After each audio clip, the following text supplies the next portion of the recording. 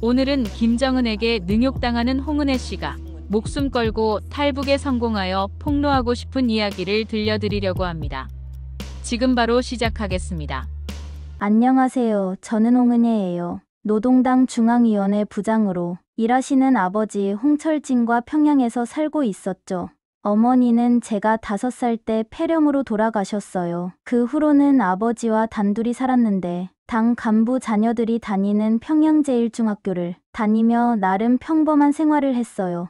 그러던 어느 날 아버지가 갑자기 당 조직지도부 제1부부장으로 승진하셨다는 소식이 들려왔어요. 그날 저녁 만수대의 사당에서 축하 연회가 열렸는데 그때 처음 그분을 뵙게 됐죠. 김정은 위원장님이요. 연회장에는 최태복 당 비서와 최룡해 총정치국장 같은 고위 간부들이 가득했어요. 저는 구석에서 조용히 앉아 있었는데 그분의 시선이 느껴졌어요. 처음엔 무시하려 했지만 자꾸만 저를 노려보시는 게 느껴졌죠. 그분의 눈빛에는 욕망이 가득했어요. 마치 재물을 노리는 맹수처럼요. 은혜야, 이제 우리 가문이 달라질 거다. 아버지는 기뻐하셨죠. 당장 다음 날부터 우리 집엔 일본제 들어왔고 저는 파리에서 수입한 향수와 화장품을 받았어요. 하지만 제 마음 한구석이 불안했어요. 이 호사가 무슨 대가를 치르게 될지 모른 채 일주일 뒤 아버지가 떨리는 목소리로 말씀하셨어요. 은혜야, 위원장님께서 널 부르신다. 순간 온몸이 얼어붙는 것 같았어요. 이미 소문으로 들었거든요. 그분이 마음에 드는 여자를 부르면 그 뒤엔 보통 처참한 일들이 벌어진다고요. 저는 그날 밤 처음으로 죽고 싶단 생각을 했어요. 하지만 거절하면 우리 가족 모두가 정치범 수용소로 끌려갈 거라는 걸 알았죠. 평양의 밤거리를 내려다보며 창틀을 잡았을 때 문득 어머니 생각이 났어요. 차라리 그때 어머니를 따라갔다면 하고요. 그렇게 저는 운명의 소용돌이에 휘말리게 됐어요. 누구에게도 말할 수 없는 끔찍한 악몽이 시작된 거죠. 매일 밤 그분의 부름을 기다리는 공포, 그리고 그 뒤에 이어지는 수치스러운 밤들. 저는 점점 영혼이 갈갈이 찢겨나가는 것을 느꼈어요. 지금도 그때를 생각하면 온몸이 떨려요. 하지만 이상하게도 그리워질 때가 있어요. 적어도 그때는 도망칠 수 있다는 희망이라도 있었으니까요. 아버지도 계셨고요. 비록 지금은 그분을 증오하지만 그때는 제가 의지할 수 있는 유일한 사람이었거든요. 평범했던 제 삶이 완전히 뒤바뀐 순간이었어요. 나중에 만나게 될 리성국 오빠도 몰랐고 제가 이렇게 자유를 찾아 목숨을 걸고 도망치게 될 줄도 몰랐죠. 그때 알았다면 아마 바로 도망쳤을지도 몰라요. 하지만 그땐 겁쟁이였던 것 같아요. 그날 밤 저는 정각 11시에 백화원 초대소로 불려갔어요. 경호원들이 저를 데려간 곳은 지하 연회장이었죠. 문이 열리자마자 독한 술 냄새가 코를 찔렀어요. 방 안에는 그분 혼자 계셨죠.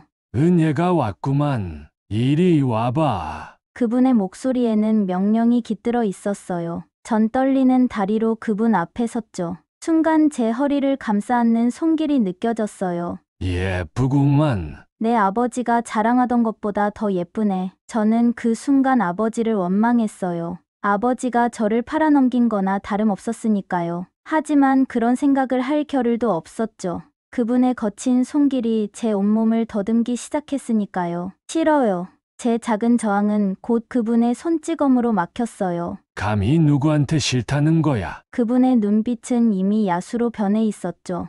저는 그날 밤 인간이하에 취급을 당했어요. 새벽이 되어서야 풀려났을 때 저는 걸을 수도 없었어. 온몸이 멍들고 찢겨져서 하녀들이 저를 부축해 집으로 데려다 줬죠.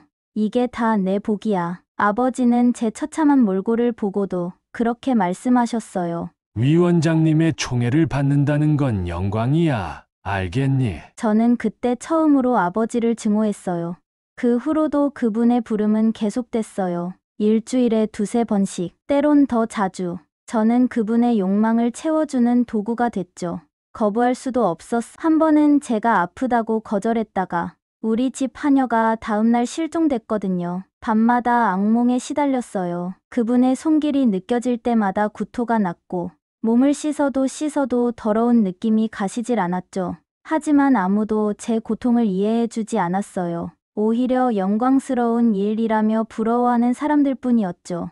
유일한 위안은 리성국 오빠, 그분의 경호원 중 한 명이었어요. 가끔 저를 데리러 올 때면 따뜻한 말 한마디라도 건네주곤 했죠. 힘내요, 은혜 동무. 그게 전부였지만 그 한마디가 제게는 살아갈 힘이 됐어요. 한 번은 제가 자살을 시도한 적도 있었어요. 하지만 그것마저 실패했죠. 오히려 그분이 아시고는 더 심한 학대가 이어졌어요. 내 목숨은 내 거야. 내가 허락하기 전엔 죽을 생각도 하지 마. 그 말씀이 아직도 귓가에 맴돌아요. 시간이 지날수록 저는 점점 더 깊은 절망에 빠져들었어요. 인간이라는 존엄성을 완전히 상실한 채 그저 그분의 장난감으로 전락해갔죠. 하지만 그때는 몰랐어요. 곧 제 구원자가 나타나리라는 걸. 리성국 오빠가 처음으로 저를 도와준 건 한겨울 밤이었어요. 그날도 평소처럼 끔찍한 일을 당하고 나왔는데 걸음도 못 걸을 만큼 아팠죠. 오빠는 저를 부축해주며 귓속말로 속삭였어요. 저희 여동생도 그분 때문에 죽었습니다. 그 말에 저는 멈춰섰어요. 오빠의 눈에는 눈물이 고여 있었죠. 은혜 동무, 더 이상 이렇게 살면 안 됩니다. 도와드리고 싶어요. 처음으로 누군가가 제 고통을 이해해준 순간이었어요. 오빠의 여동생 리미양은 저보다 2년 전에 그분의 관심을 받았대요. 하지만 어느 날 그분의 변태적인 욕구를 견디지 못하고 목을 매 자살했다고 해요. 오빠는 그때 무력했던 자신을 평생 후회하고 있었죠. 이번엔 꼭 지켜드리겠습니다. 오빠의 말에는 단단한 결심이 담겨 있었어요. 우린 그날부터 탈북 계획을 세우기 시작했죠. 매일 밤 몰래 만나 정보를 나누고 탈출 경로를 외웠어요. 위험천만한 계획이었어요. 경호원인 오빠의 신분을 이용해 국경까지 가기로 했죠. 하지만 그 전에 더 끔찍한 일이 벌어졌어요. 그분이 저를 임신시킨 거예요. 그걸 알았을 때 전 미쳐버릴 것 같았어요. 그분의 아이를 제 뱃속에 생각만 해도 구역질이 났죠. 오빠는 즉시 계획을 앞당겼어요. 더 이상 기다릴 수 없습니다. 이번 주말에 탈출해야 해요. 계획은 이랬어요. 오빠가 저를 조사 핑계로 데려가는 척하고 밤중에 탈출하는 거죠. 국경까지는 오빠의 차를 타고 가기로 했어요. 하지만 아버지가 우리의 계획을 눈치챘나 봐요. 이 배신자 같은 년. 그날 밤 아버지는 제 뺨을 때리셨어요. 내가 감히 위원장님을 배신해? 저는 처음으로 아버지에게 대들었죠. 저도 인간이에요.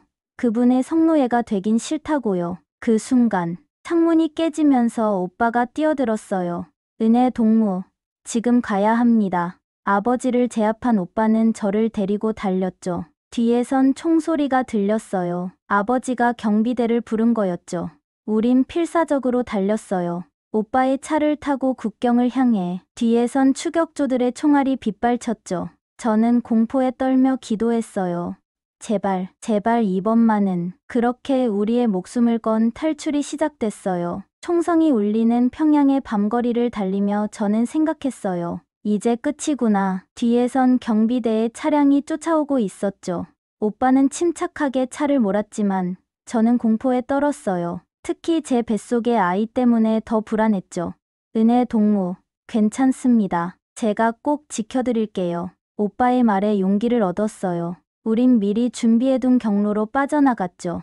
평양에서 신의주까지. 그날 밤 우린 쉬지 않고 달렸어요. 국경에 도착했을 때는 이미 새벽이었어요. 하지만 더 큰 시련이 기다리고 있었죠. 미리 준비해둔 도강 지점에 경비병들이 있었어요. 어떡하죠? 저는 절망했지만 오빠는 달랐어. 제 신분증을 보여줄게요. 잠깐만 기다리세요. 오빠는 경비병들에게 다가갔어요. 그의 경호원 신분을 이용해 그들을 속이려 한 거죠. 하지만 이미 우리의 도주 소식이 전달된 후였어요. 총격전이 벌어졌어요. 오빠는 2명의 경비병을 제압하고 저를 강으로 이끌었죠. 은혜 동무, 숨 크게 들이쉬세요. 얼음장 같은 압록강물에 뛰어들었을 때 저는 죽을 것 같았어요. 강을 건너는 동안 수없이 많은 총알이 날아왔어요. 오빠는 자신의 몸으로 저를 막아주며 헤엄쳤죠. 중국 땅에 도착했을 때 오빠의 어깨에서는 피가 흐르고 있었어요. 이제부터가 진짜 시작이에요. 오빠의 말처럼 중국에서의 도피 생활은 더욱 힘들었어요. 공안을 피해 도망 다니고 인신매매단의 위험도 있었죠. 하지만 우린 서로를 의지하며 버텼어요. 라오스로 가는 길은 더욱 험난했어요. 밀림을 헤치고 때론 걸어서 때론 트럭 짐칸에 숨어서 매 순간이 생사를 넘나들었죠. 특히 제 뱃속의 아이 때문에 더욱 조심스러웠어요. 태국에 도착했을 때 저는 결심했어요. 이 아이는 낳지 않기로요. 그분의 아이를 키울 수는 없었으니까요. 오빠는 제 결정을 존중해줬어요. 은혜 동무의 선택을 지지합니다. 방콕의 한 병원에서 수술을 받았어요. 그리고 마침내 한국 대사관에 도착했죠. 그곳에서 처음으로 자유를 느꼈어요. 더 이상 도망 다니지 않아도 된다는 안도감, 그리고 오빠와 함께 있다는 행복감이 밀려왔죠. 하지만 북에서의 악몽은 여전히 저를 괴롭혔어요. 매일 밤 그분이 나타나는 꿈을 꿨고 작은 소리에도 놀랐겠죠. 오빠는 그럴 때마다 저를 안아주며 말했어요. 이제 괜찮아요. 아무도 은혜 동물을 해치지 못해요. 대한민국으로 가는 비행기를 탔을 때 저는 처음으로 미래를 꿈꿨어요. 이제는 진정한 사람으로 살 수 있을 것 같았거든요. 오빠와 함께 자유롭게 사랑하며 살 수 있을 것 같았어요. 하나원에서의 생활이 시작됐어요. 처음엔 낯설고 두려웠죠. 자유라는 게 이렇게 무서운 것일 줄 몰랐어. 매일 밤 악몽에 시달렸고 상담 선생님을 만나야 했어요. 홍은혜 씨, 이제 당신은 안전해요. 하지만 제 마음은 여전히 불안했죠. 오빠는 다른 시설에 있어서 매주 한 번만 만날 수 있었어요. 그때마다 오빠는 제 손을 꼭 잡아주며 말했어요. 조금만 더 참으면 돼요. 석 달의 교육이 끝나고 우린 서울의 작은 원룸에서 새 삶을 시작했어요. 오빠는 경험을 살려 보안업체에 취직했고 저는 편의점 아르바이트를 시작했죠. 처음으로 제 돈을 벌었을 때의 그 기쁨이란, 하지만 쉽지 않았어요. 사람들이 저를 이상한 눈으로 볼 때면 숨고 싶었죠. 말투도 행동도 달랐으니까요. 어떤 날은 갑자기 공황 발작이 와서 일도 못하고 도망쳐 나온 적도 있었어요. 은혜야, 천천히 가도 돼. 오빠는 늘 그렇게 말해줬어요. 그의 따뜻한 말 한마디가 저를 살게 했죠. 야간 대학에 다니기 시작했을 때도 오빠는 제 가장 큰 지원자였어요. 점점 상처가 아물어갔어요. 더 이상 그분이 나오는 악몽을 꾸지 않게 됐고 거울을 보며 웃을 수도 있게 됐죠. 작은 화분을 키우기 시작했고 처음으로 친구도 사귀었어요. 무엇보다 오빠와의 사랑이 깊어졌어요. 서로의 상처를 보듬어주며 우린 진정한 사랑을 배워갔죠. 오빠는 절대 저를 강요하지 않았어요. 제가 준비될 때까지 기다려준다고 했죠. 첫 키스는 제가 먼저 했어요. 졸업식 날이었죠. 이제 준비됐어요. 그날 밤 처음으로 사랑을 나눴어요. 더 이상 폭력이나 공포가 아닌 진정한 사랑으로요. 이제는 매일 아침이 기다려져요. 오빠가 출근하기 전에 만드는 아침 식사, 퇴근 후의 데이트, 모든 순간이 소중해요. 자유의 참맛을 이제야 알게 된 것 같아요. 지금도 가끔 과거의 기억이 떠오르긴 해요. 하지만 이제는 그 기억이 저를 이기지 못해요. 오빠와 함께라면 어떤 어둠도 이겨낼 수 있을 것 같거든요. 새벽에 일어나 창밖을 바라봤어요. 서울의 아침은 늘 분주하죠. 오빠는 제 뒤에서 살며시 안아주며 귓속말을 했어요. 은혜야, 나랑 결혼해줄래? 그 말에 저는 얼어붙었어요. 결혼이란 단어가 주는 무게감이 너무 컸거든요. 북에서는 결혼도 당의 허락이 필요했고 그분 때문에 꿈꿀 수도 없었던 거였죠. 시간이 필요해요. 제가 말하자 오빠는 다정하게 웃으며 대답했어요. 영원히 기다릴 수 있어. 우리에겐 시간이 많으니까. 그 말에 저는 울음을 터뜨렸어요. 하지만 얼마 지나지 않아 스스로 답을 찾았죠. 오빠와 함께라면 어떤 미래도 두렵지 않을 것 같았거든요. 네, 오빠랑 결혼할게요. 결혼식 준비는 설레면서도 무서웠어요. 많은 사람들 앞에 서야 한다는 게 아직도 두려웠거든요. 하지만 오빠가 늘 곁에서 힘이 되어줬죠. 내가 지켜줄게. 이제는 영원히. 작은 교회에서 결혼식을 올렸어요. 하객은 많지 않았지만 모두가 진심으로 축하해주는 게 느껴졌죠. 특히 하나원에서 만난 선생님들이 오셔서 축하해 주실 때는 정말 행복했어요. 이제 평생 함께해요. 제가 떨리는 목소리로 말하자 오빠는 제 이마에 키스해주며 약속했어요. 죽음이 우리를 갈라놓을 때까지. 아니, 그 이후에도. 신혼여행은 제주도로 갔어요. 처음 보는 바다에 저는 아이처럼 좋아했죠. 오빠는 제가 즐거워하는 모습을 보며 행복해했어요. 이제 우리 은혜가 진짜 웃네. 돌아와서는 작은 케이크 가게를 열었어요. 어릴 적 어머니가 만들어주시던 과자 맛을 잊지 못해서 그 맛을 여기서 재현하고 싶었거든요. 오빠는 제 꿈을 전적으로 지지해줬죠. 가게가 조금씩 자리를 잡아가면서 우린 아이도 갖기로 했어요. 처음엔 망설였어요. 그때의 기억 때문에. 하지만 오빠는 우리의 아이는 사랑으로 태어날 거야 라고 말해줬죠. 임신 소식을 들었을 때 오빠는 울면서 저를 안아줬어요. 고마워. 정말 고마워. 저도 울었죠. 이번엔 기쁨의 눈물이었어요. 우리의 새로운 시작, 완전한 자유와 행복을 향한 첫걸음이었으니까요. 이제는 더 이상 과거에 얽매이지 않아요. 물론 가끔 악몽을 꾸긴 하지만 옆에서 오빠가 안아주면 금방 안정을 찾죠. 우리의 이야기는 여기서 끝나지 않을 거예요. 이제부터가 진짜 시작이니까요. 자유를 찾아 목숨을 건 도망자에서 이제는 한 아이의 엄마가 될 예비맘이 됐어요. 가끔 거울을 보며 생각해요. 이게 정말 내 모습이 맞나? 하고요. 하지만 곧 깨달아요. 이게 바로 제가 꿈꿔왔던 진정한 삶이라는 걸요. 오늘의 사연 어떠셨나요? 오늘의 사연자분에게 많은 응원과 격려의 말씀들을 댓글로 남겨주세요. 평양튜브는 탈북민의 사연을 소개해드립니다. 구독과 좋아요는 영상 제작에 큰 힘이 됩니다. 시청해주셔서 감사합니다.